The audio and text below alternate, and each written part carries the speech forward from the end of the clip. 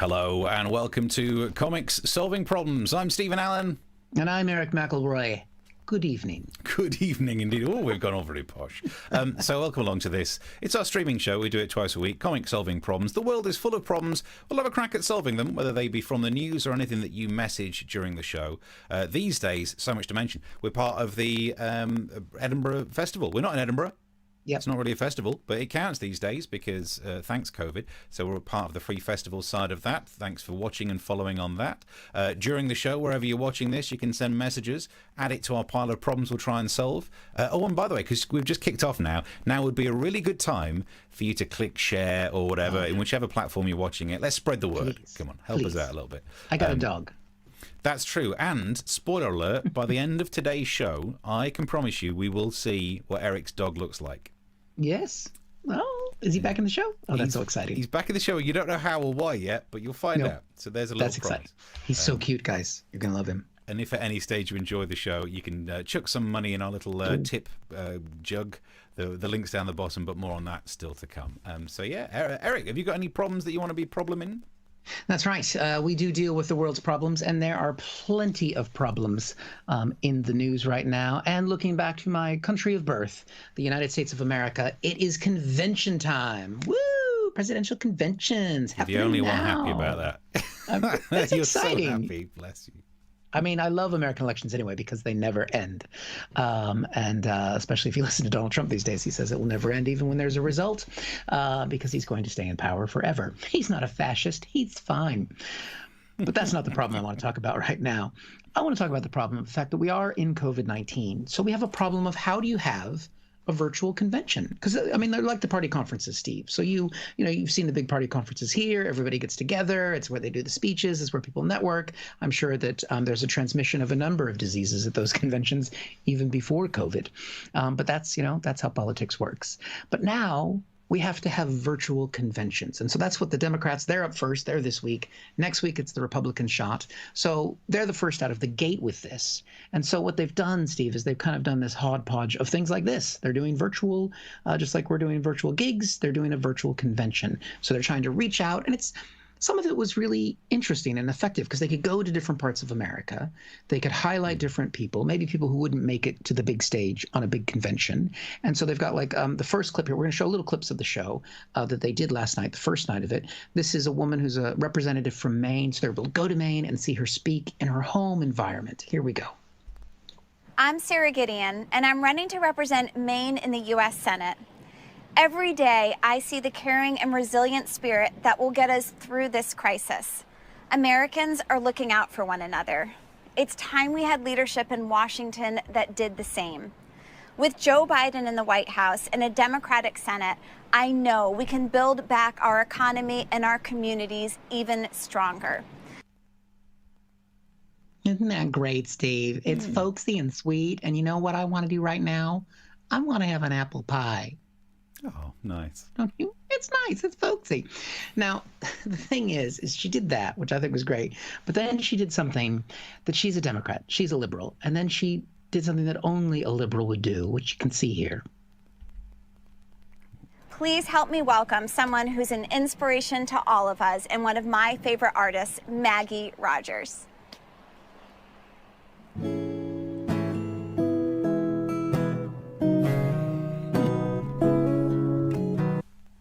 Oh, God. I mean, only liberals would do that. It's like, here we go. I'm going to throw to a woman standing on the beach, and we're going to fade to sunset. What the fuck are you guys doing, all right? Do you want to know who's going to be at Trump's convention next week? Do you want to know the kind of people that are in Trump's Republican Party? Here, I've got a little look at the ladies on their side. President Trump declared Antifa a domestic terrorist organization. I have a message for Antifa terrorists. Stay the hell out of Northwest Georgia. You won't burn our churches, loot our businesses, or destroy our homes. I'm Marjorie Greene, and I approve this message. She's real. Yeah, I'll be fair to her. Nobody wants to go to Northwest Georgia, Marjorie. But the point is, that's on her side of the fence. She won her primary. She's likely going to be in Congress next year. And we're up there strumming away on the beach with the fucking sunset. But the Democrats did try and reach across the aisle. They are trying to connect with some Republicans who are understandably not comfortable with what Trump has done to the party because he's a fascist.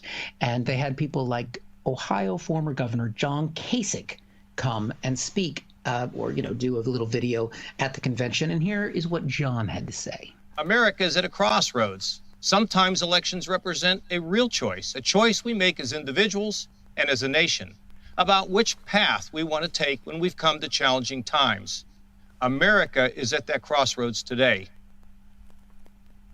Are you doing some sort of visual metaphor there, John? I wasn't sure if that was clear enough that you mentioned crossroads twice when you're standing on one, because it is true, John. I'll be honest with you. We indeed are at a fork in the road of America, and we are about to take a turn. And you know what we need to do to win? We need to seal the deal. I love you, Dolphy. Anyway. Is it a dolphin or a seal? I'm very confused by that metaphor now. Well, it is a seal, but when I named him this, I've had this since I was 4, and I called it Dolphy because I was a Republican at the time. But the highlight of the convention of the evening last night, this is Monday, the highlight of the first night of the convention was, of course, Michelle Obama. And we got just a little bit of a taste of her here because she was also dishing it out. Donald Trump is the wrong president for our country. He has had more than enough time to prove that he can do the job, but he is clearly in over his head. He cannot meet this moment. He simply cannot be who we need him to be for us. It is what it is.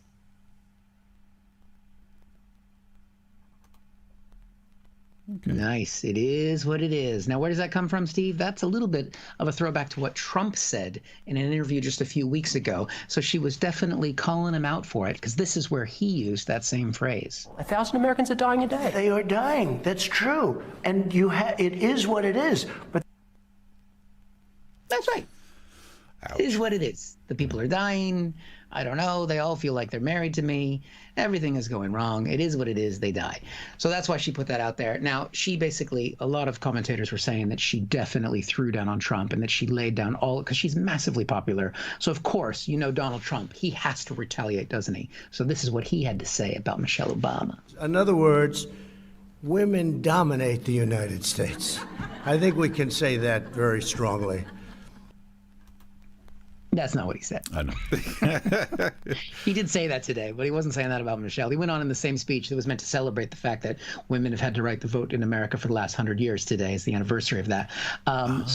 He said that, but then he continued to criticize her and call her names that I won't mention here. I wondered if he's talking about that, I wondered if it was going to be a Russian bedroom hotel situation. But I guess not. All being spanked with a copy of Time magazine with your own face on it. Is that what it is? Yeah.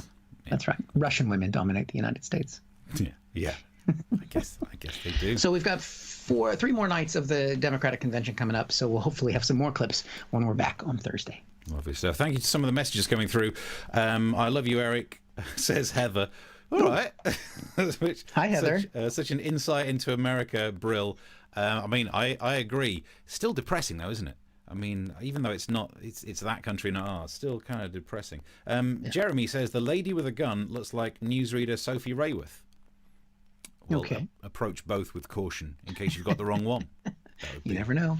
My advice. And Stevie says, can you solve the problem? Can you solve Swindon Borough Council problem? The problem of being useless. Much love. It's added to the list then because you've sent it through. I don't think we'll be able to solve the Swindon Borough Council issue. I mean, thank you for sending that thing. If anything, I will write about that in my column in the Swindon Advertiser. Genuine thing. Yep. So maybe I will. Are you in the Swindon Advertiser now? I'm in the Swindon Advertiser as well. Yeah. Jesus. There should be a copy of it up there somewhere. There's the Advertiser. There it is. Oh, my God. In case you haven't followed us, if you're new to watching the show, Steve, how many is syndicated throughout the United Kingdom in a local small village near you? How many publications are you in these days, Steve? Difficult to add up because there are some that run it sometimes, some that run it every fortnight. But in general, there is a chance that if the planets aligned, there could be like 17 newspapers that would have a copy of a column that I've written. That's insane. Yeah, because, I mean, lockdown. I got nothing else to do. And neither of you, so you can keep the comments coming through. By the way, the link's up if you'd like to chuck a donation in our direction. Yes. So have a look. I love you too, Steve, says Heather. Oh, thank you, because for a minute there, my fragile male stand-up comedian ego was just in pieces. It doesn't take much, Heather, these days, because we don't get a lot of audience feedback. So this is it. Stevie says she was a Terminator Sarah Connor rejected actress, of course. Are we talking about the which one out of the clips that you just played? Yeah, I mean the one singing on the beach. Probably. Do you know, think she's famous. I don't know who she is, but I must admit, I'll have a look at another. I'll look at the clip because I used to watch the Sarah Connor Chronicles, which only ended because of the writers' strike. Let's not. It wasn't a bad TV show, just that series 2 just went nowhere. When you played that clip where she finishes delivers the bit and then throws to a musician, it reminded me, and Eric, you might not get this as a reference, of watching the Two Ronnies as a kid and then hating the bit when they had a musician on. Like, it was funny, and ladies and gentlemen, Shirley Bassey. Yeah. So it's a bit like that. Well, what they're up against is the fact that the Democrats all week long have massive celebrities. Billie Eilish, who I've been told by my daughter is famous, is going to be playing. And but next week for the Republicans, the only celebrity they have so far is Scott Baio. Do you know who that is? Scott Baio, as in the Quantum Leap. Charles in Charge from. Oh no, I'm getting it wrong then. Yeah. Well, you don't even know who he is, so we'll cover that next week. He's coming up. I've got Google right here. Baio. How do you spell Baio? B-A-S? B-A-I-O. Oh, isn't he from Happy Days or something? Yeah. Happy Days as well. But he was also Charles in Charge. That was his later show. Okay. But yeah, he's their only celebrity. Wow. Okay. Yep. I mean, let's be honest. Neither of us are Republicans, but we're also looking for work. So if they need someone to do a Type 5 before they bring on Scott Baio. Oh, yeah. Definitely. I will. And I'll even bring my fork. I'm available. Keep the messages coming through, and if you'd like to check some money in our pot, that would be much appreciated. But more on that still to come. Before we get to solving the problem of Swindon Borough Council, which is on the list, we'll put it down. The problem I want to solve has got to be about the education results. Now, look, we got into this on last Tuesday's show. If you go and look at our YouTube, you can watch that again. We talked about Scotland and how they'd made a bit of a mess of it because they'd published some results and they had an algorithm that made poor kids do less well. And it's not an algorithm that you need. Poor kids are already disadvantaged enough. Don't put any effort into it. As someone who grew up in a working class background, I still suffer from it. There are still times when I have to go out for a meal with some middle class people, and there are things you don't learn as a kid. So I'm still sat there panicking a bit about which knife, what wine goes with this, what meal do I have to eat, which is something for me to wash my fingers in and what's actually just a drink. Those kind of things. Confusing for me. And then it makes me get quiet, and then people say, oh, that Steve's rather aloof. Jog on, Jasper. If you create the rules, you get to win at the game. We all know what life's like. They're all Jaspers. So it took about a day in Scotland to change their mind, do the U-turn, and then, it was a bit of a mess. But the question on all of our lips was, were we going to manage to make a worse situation of it down here for England and Wales? Would Gavin Williamson manage to botch this one even worse? Gavin? That's my focus. That's what I'm going to be doing. Yeah, he did. Managed to do a U-turn. And so it's not been a great day for him. We can just rattle through some of the headlines. Front page of the Mail says the government makes humiliating U-turn. On the Times, scramble for university places after exam U-turn. Front page of the Guardian. So even newspapers that shouldn't really agree are all having a go at him for doing the U-turn. This has not gone well. This is such a mess that the government has now launched an inquiry to see if Chris Grayling was actually in charge, because this smells so bad that it should be a Grayling one, but it wasn't. Yep. It was Gavin Williamson, and he was doing the press rounds today. Didn't go well. I don't know if you saw any of them, but he was on Sky earlier on. I want to play the clip from Sky because I think it's amazing. You're an education secretary who has presided over the biggest fiasco in the history of A-levels, who's caused untold mental anguish to tens of thousands of students. You knew about this for months and you didn't do it. I'm just wondering why you haven't done the honourable thing and resigned. Ooh. Ouch. Wow. Someone had better find the education secretary, because I just witnessed someone getting schooled. Damn. Ooh. That was such a harsh schooling. Ofsted are going to have to inspect. Damn. If it comes to working out how well you think Gavin Williamson is doing, I'd give him a D-. Sorry, a B. Actually, no, sorry, a C. Maybe an F sharp. It's harder than it looks, this just randomly coming out with stuff. Because it's all to do with an algorithm. Now, Eric, you got kids. Are any of them near the age of getting GCSEs? My daughter's going to be starting the GCSE process next year. So she's just going into the limited courses that you chose. So she's just beginning. So I think she'll do, I get confused because I don't really pay attention to what they're doing or they're learning. But yeah, I think she's got 2 years till she sits for any exams. Is that how it works? So I think the big mess of A-levels, that's pretty bad. They were trying to use the same algorithm with GCSE results, but they've delayed the results. And actually, we managed to get a sneak preview of the algorithm that they were going to use for GCSEs. Ooh, remember, they've changed GCSEs now. You now get a grade between 1 and 9. The algorithm that they were going to use... oh, hang on. I think I'll bring up the algorithm. There it is. The algorithm they're going to use... There's a joke for the Excel fans. Oh, God. Does that actually make any sense? Yeah. So the rand bit generates a random number between 0 and 0.99 reoccurring. Times it by 8, round it to 1 decimal place, and then put 1 on it, and there's the results there. It's hilarious, Steve. Yeah. Boy. I mean, that's the level. It's your fault. You teamed up with me. You know what I'm like. Yep. I mean, if there's accountants watching, I think that could be our real target market. They're going to be the ones that put us forward for the big time. If accountants are watching, they can afford to chuck some money in the pot. Just saying. And they know how much they can afford as well because they'll have done a spreadsheet on it. They haven't even been furloughed. They've been working the whole goddamn time. So, Gavin Williamson, do you think he's going to resign? Everyone's talking about it. Do you think he's going to go? No. No, you're right. Because as we saw in the Times, Boris Johnson backs loyal Gavin Williamson. Now, call me harsh, but we don't need loyalty as much as we need competence. Yeah. That's what you want. I mean, look, for example, here is a picture of Eric's dog, which was in a sketch that I did in like episode 8. Yeah. That dog may well be loyal, but it doesn't make me think that dog should be qualified to be the Secretary for Education. There is a difference between the two, and we need to get it right because this mess is just going to carry on. So we never should have let an algorithm do it. Before we let algorithms predict our kids' future, bear in mind algorithms are the reasons that I get adverts like this.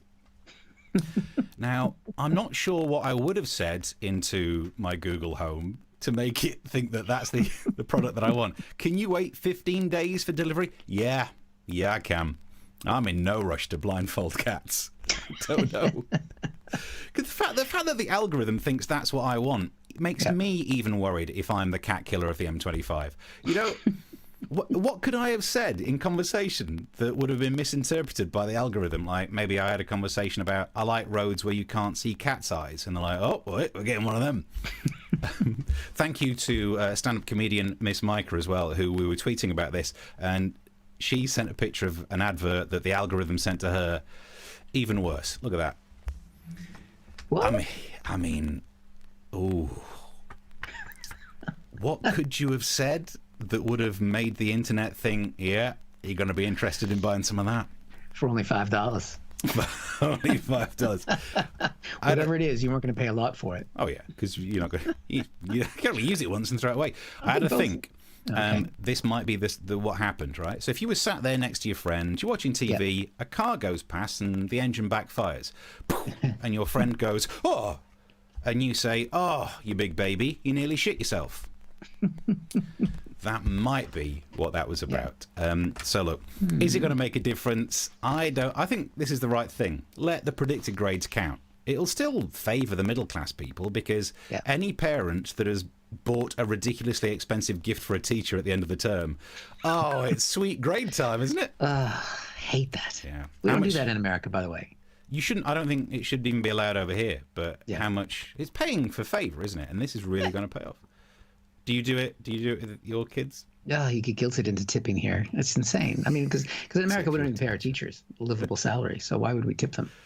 Good point. Well made. And then what happens? So loads of kids are going to get grades that they predicted. The poor kids won't do as badly. Don't worry. The university system can still weed out the poor. Like Oxbridge, they'll still have their entrance interviews. Oh, you pronounce it Bath, do you? Oh, I think we have some paperwork. We can get a scholarship for you. So don't worry about it. And yeah, that means there's not enough spaces in universities. But at the same time, no one's teaching at universities now. It's all online courses. As long as you've got the broadband, flipping, who cares? The big question is, when it looks like they're trying to move the blame for this onto Ofqual, like the Ombudsman, for it. To find out more, I am joined on the line by a Conservative government minister. Thank you very much for being with me. Hello, Steve.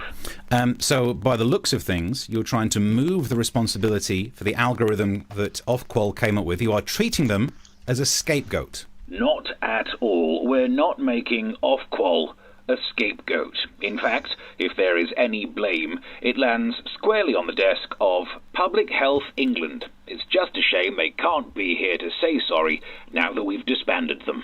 Wait, that's all very fortunate, isn't it? And I thought you were going to be blaming Public Health England on the dealing with the pandemic. No, we wouldn't do that. The failings in the handling of the pandemic were the fault of Marks and Spencers, who can't be here to apologise because they're too busy dealing with the cutbacks they're bringing in. Again, very convenient. And also, it's not Marks and Spencers, it's Marks and Spencer. Really? They're down to only one Spencer already. Bloody cutbacks. Is anything your fault? No. And if it is, we'll blame it on the previous administration. But the previous administration was the Conservative government. Bastards. Wouldn't trust them to run a bath. And that's what we're dealing with. Thank you very much for joining me. That's the situation, state of play with the exams. Yeah. Bath. Bath. Is that how you say it? I'm going to Bath. The posh people call it Bath. It's great to be here gigging in Bath. Yeah. I do. I mean, I try and say I say Birmingham correctly, but Bath is one that I don't. Bath. Bath. Mark says, cute dog. You see, we knew this would happen. We spend all day writing jokes. Picture of his dog. That's and his seal called Dolphy. He's so cute. I've had him. This guy's been in my life longer than my wife. He'll be with me longer as well. Anyway. Heather says, was the photo next to that one, Steve? What was the photo next to that one? The photo was of an old person in the interview. Is that what we? And then Mark says, there's a soft XL cell waiting for you, Steve. Nice. Is it because they're called cells? I like it. A padded cell. Nice. Yeah. Very good. If you're enjoying the show at all, chuck somebody in that direction. You can keep the comments coming through. We've got some more of those to go through as well. You can message us individually on Twitter too. Our names are up there if you fancy it. And any problems, keep them coming through. We'll try and see if we can solve them. Please do that. And yeah, I can't see any problems coming through. My Facebook connection isn't working over here. So Twitter is the best way if you want to send us a problem during the show. But another problem, I can't help turning to the States, Steve. It's just so much going on. I can't stop. But this is a problem. I'm trying to empathize with Trump, even though I don't agree with him on most things, because the thing is, he's not doing very well in the polls, and he's got to convince himself that he's winning, because that's the kind of guy he is. He set himself up all of his career to be a winner. And the thing is, he's got something that he thinks is in his back pocket that means he is going to win the election, even though all of the polls show that he's currently losing. And if you want to know what it is, you just have to listen really carefully, as we can see here. I think there's more enthusiasm for 2020 than there was even for 2016. And 2016 was a record. You found that out. And I believe there's much more enthusiasm now than there was even in 2016. We have a silent majority, the likes of which nobody has seen. Oh, well, there we go, Steve. All right. And I think actually we've got a little clip of the silent majority, which we can hear right now.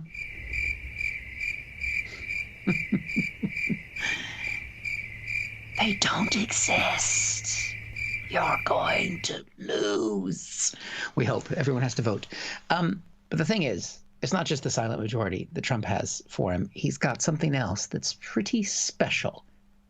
I just looked. There are thousands of boats in lakes, rivers, and oceans. Thousands and thousands of boats. It's called Boaters for Trump, Boaters for Trump Pence. There's signs all over. Some of the boats have 10 flags on them. They're incredible. Yeah, he's gotten confused, and I'm not going to correct him. We know he needs voters, but he's gone for boaters. Don't tell him. We've actually got a shot of one of the Boaters for Trump right here.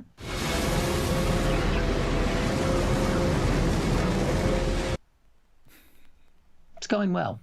Now, where did he get this idea? Where did this idea for Boaters for Trump come from? Trump knows. There are thousands. We did nothing to do this. This is just generic. It just happened. I don't think that's what he meant to say there. But of course, Trump never misspeaks. He just says a word and then rolls with it. It's the covfefe model of speech. And I'm sure he did mean organic there, but of course he would never want to say anything that was organic because that's what us libtards do.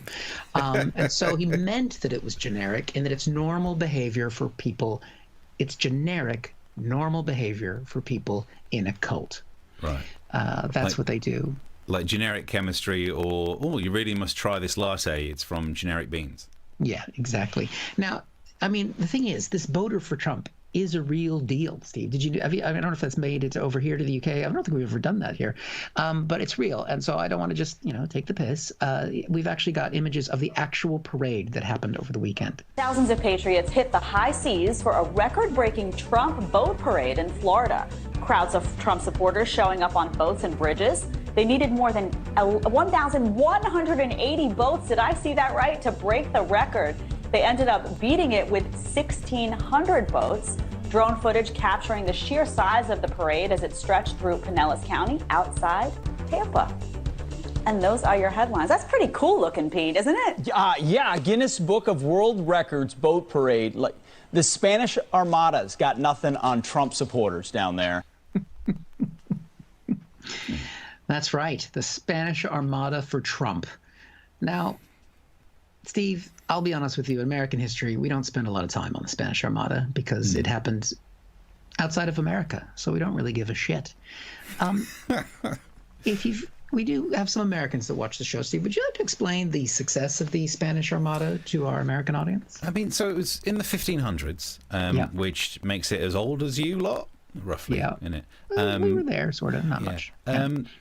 I wouldn't call it, well, I would call it a roaring success if by the flames. So, yeah, I mean, I wouldn't pitch your boat to it. Yeah, and even though it was a long time ago, we do have a clip of the Spanish Armada right here. There she goes. Ouch. There we go. Yeah, good time for Trump. I mean, it's a lot. I know. I almost don't blame you for bringing up Trump again because it's gonna happen a lot. In fact, we've got some messages that are already talking about it. I think this is good. This is Brontone on the Free Festival Twitch says, "Ooh, what am I watching? OMG." So it could just be so shocked at what Donald Trump's been getting up to. And Brontone, this is for you then. There's another thing that Donald Trump's been doing, and this is the headline: Melania Trump pulls hand away from Donald as they step off Air Force One. Maybe things aren't going well in that relationship. Maybe it's out of warranty. I don't know what the phrase is. And I've got my other mic for this because we have the actual video, and then I'm going to use this mic to commentate on it, just because it makes it a bit breathier, like actual sports reporters. So I'm going to play the video, and then we'll play it again in slow motion so we can see what's happening. See if you think she pulled her hand away. So here's the video, and they're coming out the plane. What's going on there? And okay, we need to play. Can we play that again in slow motion? You can see that he goes in for what pickpockets would call trying to nick the handbag. She notices this move, panics, goes for wallet, checks for keys, and she's free. He tries to reach for what he's normally known for grabbing, but she keeps the wrist to the hip to prevent access. So, good to know. Now, she needs one of those little masks that was pictured on the cat earlier. Yeah, I bet you make him sleep in one, which would explain the lack of tan around that area. Yeah, it would. That's not quite what I was going for with that, but you took it to a better place. I took it to a nicer place, yeah. Yeah, you definitely did. Look, how long do you think I spent today trying to not write that version of the joke about that picture of a cat in a blindfold? And then I just went and did it. I just went and did it because I knew it needed to be said. It needed to be said. Right. Some messages still coming through on this and other things. Earlier on, we talked about how, isn't it annoying when you're watching the two Ronnies and they cut to a musical thing? Mark Randall says, Steve, do the accent. I didn't bring the glasses in, but let's pretend I brought the glasses in. Good evening.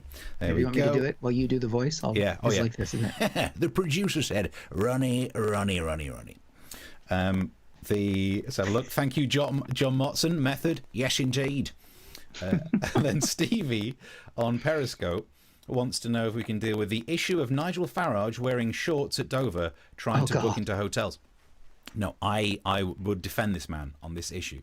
Really? If Nigel Farage is in Dover, he should be wearing shorts. Yeah. Because he wants to get people... His theory would be people should come to the coast and then turn around and head back to France. And nothing is going to make people more willing to turn around and head back to France than seeing him with his hairy pair dangling out of those. I probably mean legs. That's true. Yeah, I mean, I did see Nigel Farage speak once, and he was wearing full trousers. And I have to say, I can see why people are drawn to him, because he's got a very dynamic, he's very funny. And I have to say, as a foreigner living in this country, after listening to Nigel Farage for a little while, I wanted to leave. Nice. Daniel Dearlove says, love you, boys. Love you too. Thank you for watching. And I think we're up to date with some of the comments. There's other pages to go on, but we'll do more of those in a sec. And it's always nice. This is a good chance. If you'd like to enjoy what we were watching, you can always throw us a drink. Yeah. That's what we can do. In terms of another problem then, so the lockdown problem, we're coming out of it, but then certain areas are going back into it, and it's posing a different problem for us to manage to try and deal with. Look, here's a headline: Ireland significantly tightens restrictions in fight to control COVID-19 outbreaks. We're going to see a lot of that over in England. Oldham feared to be on the brink of a catastrophic coronavirus lockdown, and I must say, I do not blame anyone who lives in Oldham for that. I know when it happens in other areas up near Greater Manchester, people said it was because they weren't social distancing.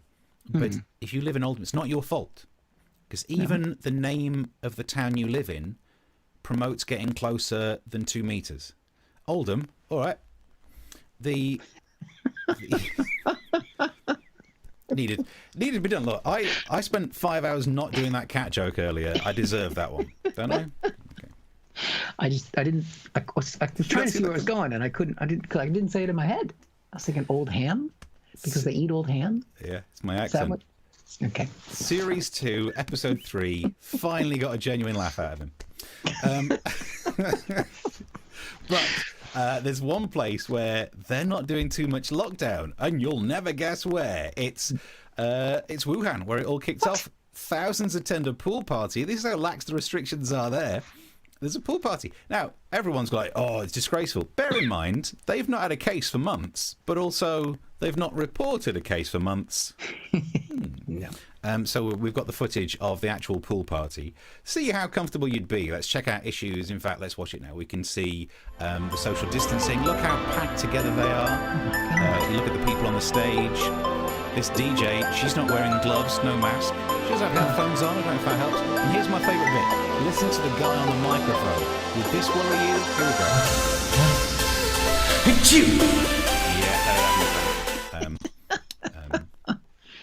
Yeah, might have added that in. But it's so difficult, isn't it? Because in theory, you should be like, it's fine. Technically, there's no... It feels almost like it's a prejudice to panic because it's Wuhan. But at the same time, maybe you shouldn't go to any pool party anywhere. It's a bit like human soup. If you're going to catch something...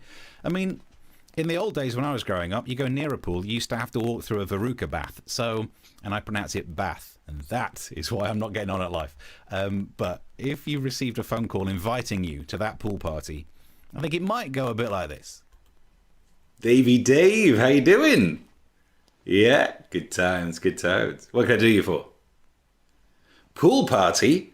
Yeah, where is it? Wuhan. I think I'm washing my hair. Yeah, sorry. What's that? My hair will get washed at a pool party? Yeah, I suppose it will. All right. Count me in. Method. After filming that, you got to do the Steve N Allen patented gulp. Months of my life was spent learning how to do that. Right, before we move on to any more problems, some messages coming through. Richie says, good evening, guys. Drew says, good evening, gentlemen. I should have read these out early doors, but they're on YouTube and I forgot to check. Drew points out, I was thinking of Scott Bakula, Quantum Leap. Ah, yes, he's fine. He's fine. Even if he spoke at the Republican convention, he's fine because he had Quantum Leap. You can't. No, Scott Baio, Charles in Charge, and Happy Days. That's his famous. He did Quantum Leap, but he also did Star Trek Enterprise. Larry says, hey Stevie, I won't be voting for Trump again this year. That's an interesting... Is that Larry? That sounds like it's Larry. He used to be on the radio show I did, but I'd be surprised if it was, for some interesting reasons. Yeah, I didn't think you guys were talking anymore. Yeah, not really. Drew says, Danny sends his love. I did a gig with Danny on the weekend. Thank you for that. Also, some more messages coming through. Ellie says, sorry I'm late. And then Mark points out, you've missed a picture of Eric's dog and a John Motson impression. They were the highlights. And there's a thumbs up there. And then there was, so Oldham could have been worse. They could have gone to Ramsbottom. It's true. They've had a lot of virus problems there. I bet, yeah. So keep the messages coming through if you would like to buy us a drink, if you've enjoyed the show enough to say, I'll buy these guys a drink. The link's there. And right, let's crack on and do some more problems. Yep. Now, this has obviously been I think I have a theme this show that I've got a problem with talking about Trump and talking about even when I try and talk about the Democratic election, I brought in clips of Trump because he's just pervasive. He's just everywhere. So Steve and I were talking about, the show, and I don't want to be just known as a guy who talks about America because I've lived in the UK for 20 years. I'm British, Bath. And so I thought I'll talk about some other problems that are non-Trump related. And then I saw this story, and I thought we'll just do a grab bag of stories. Steve's going to just spin it, and he's going to throw the stories at me. They're all non-Trump. We're just going to put it in there. And here's the first one. This one is absolutely gorgeous. We've got it here. A little bit of snowing cocoa. Who wouldn't like that? What? Nice. And in Switzerland, no less. But basically, there's a chocolate factory in Switzerland because that's all they have except for the cows and the Jewish gold. And there was a problem with the ventilation system. And the ventilation system went the wrong way, and it just poofed out the chocolate flakes. And it started snowing chocolate. That's nice. And you say it's nice, but imagine what it would be like to not know the story, walk down the street, see a pile of something that looks like chocolate. Would you be brave enough to try it? Well, and then it's coming down and you're thinking, oh, today's a sunny day. It's a fine day for me to wear my brand new white trousers. Maybe not once you sit down on that bench. But all right, so there's a little fun story, a little something nice to think about. Let's just throw it in there, Steve. Let's just pick another random story from the news. What have you got for me, Steve? Oh, fuck's sake. Trump floats invalidating the election over mail-in voting basically by saying the election would have to be had again. I thought we were going to stay away from Trump. It's the random, it's the algorithm. I don't blame me. Oh, God, these goddamn algorithms. All right, let's just get rid of that one. Give me another one. There's got to be something else that's happening in the world. What have we got? Oh, here we go. Apple wants to connect your shirts and rugs to the internet. That sounds, wow.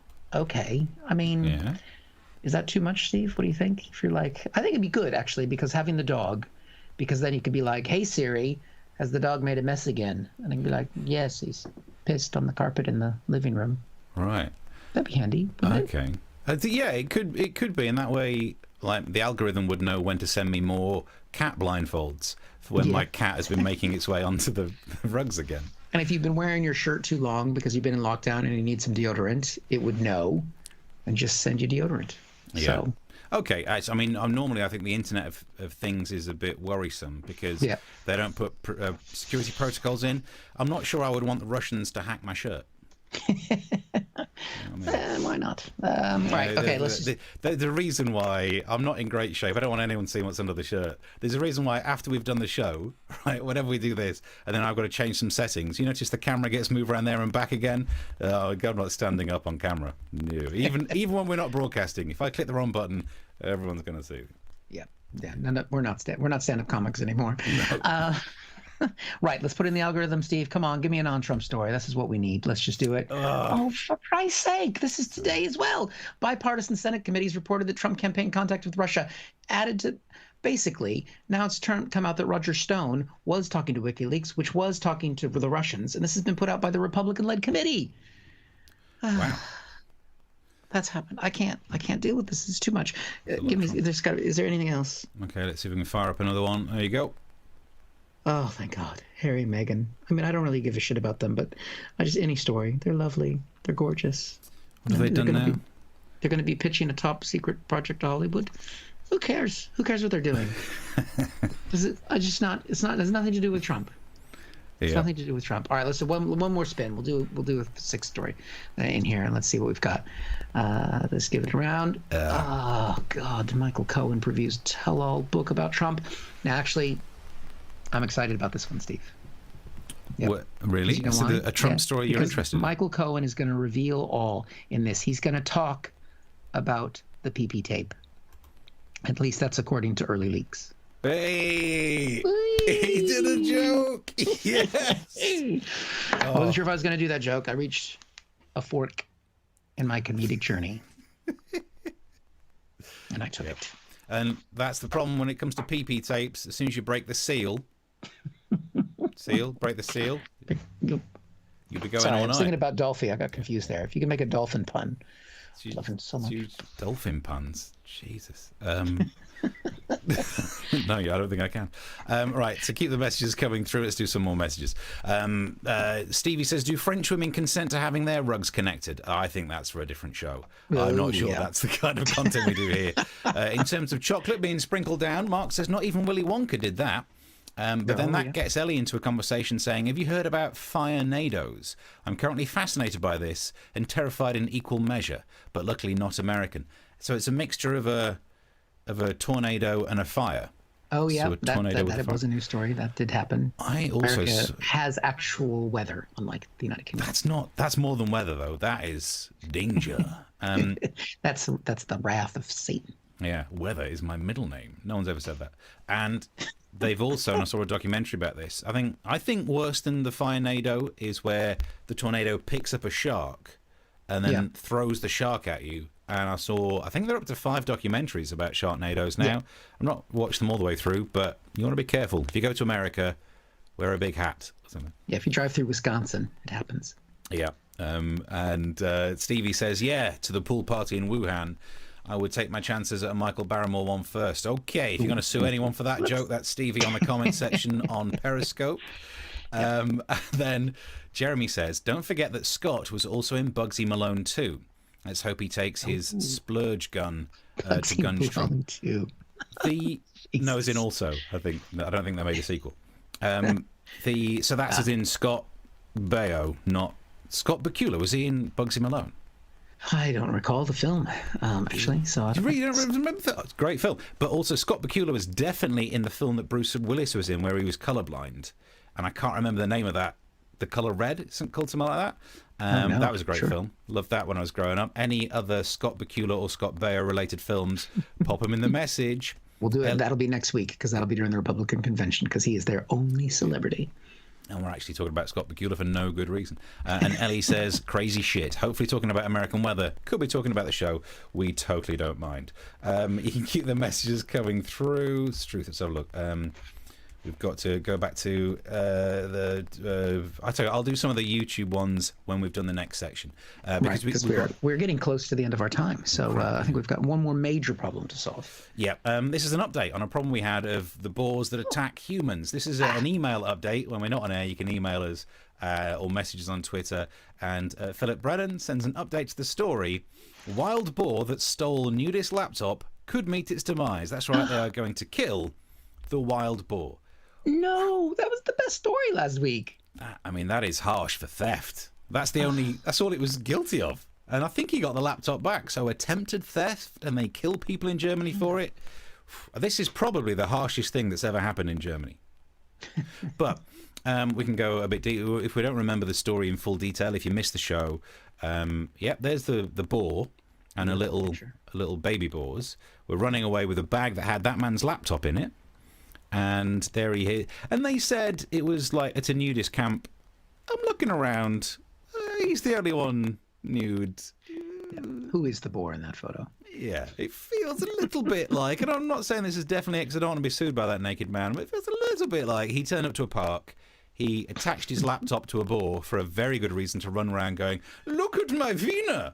So there is a chance that is what's happened there. But it is bad news. That cute little boar that we heard about in a previous show, gonna be dead.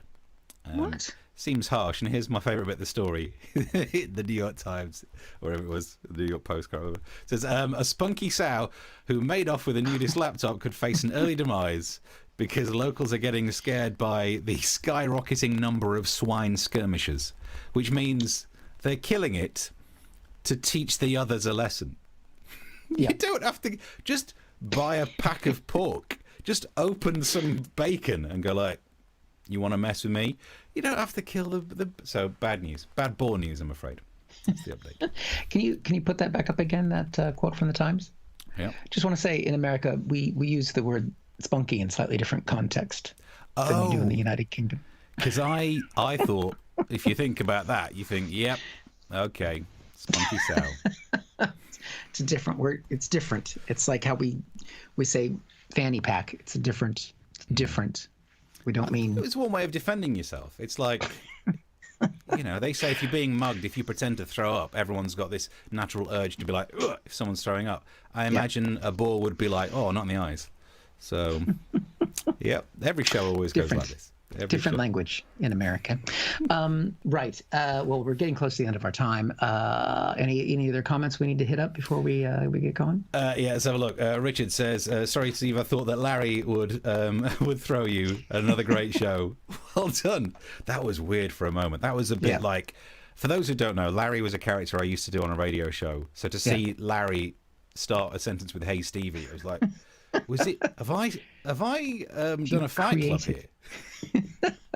Because a lot of people did think, and there was a point that Stevie was real, and there was a point when because Steve and I signed up for Twitter at the same time, and Twitter, Steve has done very well on Twitter for followers, and I wasn't trying, and Steve created this fake account for this fake character, and Larry the entertainer had more followers than I did. Yeah.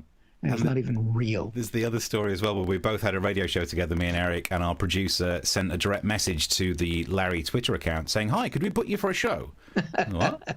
And didn't realise it was me, so we're trying to book me to be a guest on our show. He still probably gets more bookings than I do. Louis Schaefer is in the comments, who says, "Look at the suits you're wearing. I feel like I'm being denied a bank loan." Well, is it a feeling you're used to? That must be why. And Mark says, which one's the manager? Oh, that's interesting. Out of the two of us, who would be Captain Mannering and who would be Wilson? Well, I'll defer to you, Steve, since you're the one who has control of my mic and camera, so you would definitely be in charge. He's a stupid boy. And then Richard in Perfleet says, "Spunky sow, it all makes sense now. He wanted, do you know what? That's one of those messages that's been edited out by YouTube. They've not let me have all the words there, so." We've crossed a line somewhere. Brilliant. Well, I would imagine we're getting close to the end. If you want to check us out again, we're not officially part of the Free Festival this Thursday because there's some other things going on the Free Festival channel, but you still can check us out on our YouTube, which you should subscribe to. Which I can bring or you up can catch there. us on Facebook. And there it is. Very well done. Very good, Steve. And that's why you're in charge. And the manager, as it were. God, I'm going to have to call him that now. And you can subscribe to us on there. You can share us on Facebook. And this goes out again as a midnight recap at midnight, funnily enough, the show that we do, but we'll be back Thursday at 9 o'clock, and then of course back with the Free Festival for 2 more shows next week for Tuesday and Thursday at 9 o'clock. And if you did enjoy the show at the end in Edinburgh, because we did Free Festival shows in Edinburgh, didn't we, Steve? We'd have to come up with ways to get people to donate money on their way out because we couldn't control when they left. So we do things like, I would say, because we in Scotland, I'd be like, for any of you Americans that are visiting, you can just give us your Scottish notes because they're worthless down in England. But that doesn't work when you're paying via an online portal. Yes, and also back then we used to be able to stop people leaving the door unless they put money in. So there's no door to stop. But if you've enjoyed the show enough where you'd say, I'd buy those guys around if we're in a pub together, that kind of money popped in the pot would be lovely. Let's have a look. A few messages before we go. Richard says, the Scott Bakula film is Colour of the Night. And I think I might have slightly ruined it by pointing out that the colour red is more important in that for those who've seen it, that final scene where Bruce Willis's character walks in and all he sees is grey, and then he realises it's not grey, it's red. Does he see dead people as well? No, that's a different film. Okay. Yeah, it's not him in that film. Unless I suppose he does, because he must be checking himself out in the mirror. So actually, Bruce Willis's character in Sixth Sense sees dead people. And then there's a debate that's kicked off in this message board where Louis Schaefer says that I'm the new guy. Look at the shirt. You're right. Smaller collar. It's a smaller check. And then this is a whippersnapper tie. Ellie says the blue tie of Eric shows that you have the superior position. Oh, there we go. Do you want to show everyone how you've tied it? Because we don't ever have to stand up. I'll show this to. This is how I bothered to. I'm tight. My mic is stuck now. You can just lift the tie, I reckon. Yep. See, just going looks good. slow, Looks good. slow, Still looks good. Slow. Uh-oh. Oh, there's no point. Don't have to do that equal, because sometimes it takes me like 6 times getting it right to do. So I just once and done. Yeah, we don't have to bother these days. Yeah, sometimes. I mean, I got lucky with that end. That worked out all right. But you're right. If it had gone wrong, sod it. Listen, that's enough fashion talk. I think we're done. We're back Thursday. Track us down on all of our normal places. Until next time, I think we're all done. We'll say goodbye. Thank you very much. Goodbye.